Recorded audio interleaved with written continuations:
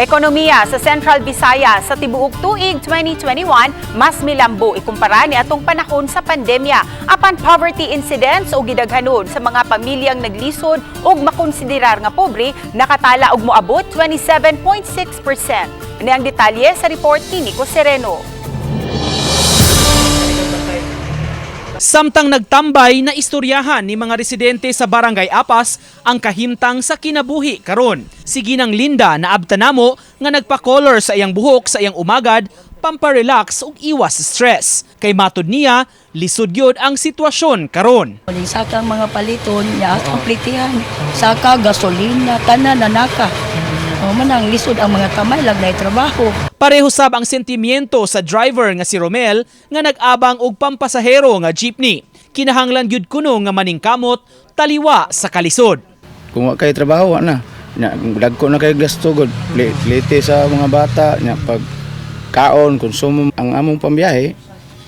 Kayo lumimayo kay para makalamang-lamang sa gamay sa mga gasto. Ang Philippine Statistics Authority mipagawa sa resulta sa ilang Economic Performance Report alang sa Rehiyon 7 sa tuig 2021 kumpara sa tuig 2020 o pandemic year nga taas ang paghagba, misaka og 5.4% ang ekonomiya sa Central Visayas. Mubalor og 1.2 trillion pesos ang mga goods and services nga na-produce sa rehiyon sa miaging tuig. Gani nagpabilin nga anaa sa ikaupat nga pwesto sa labing dakong ekonomiya sa nasod ang rehiyon. Hinuon kun poverty incidence ang hisgutan, 27.6%, umuabot sa 2.22 million ang makonsidera nga pobre o ubos sa poverty threshold. Mao kini ang mga individual nga maglisod sa pagsustinir sa batakang panginahanglanon sama sa pagkaon, health, education, housing ug ubang essential amenities.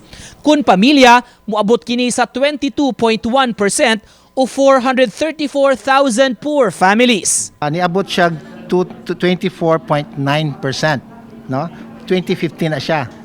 But it went down, nanaog siya sa 2018 which is 13.4%, no?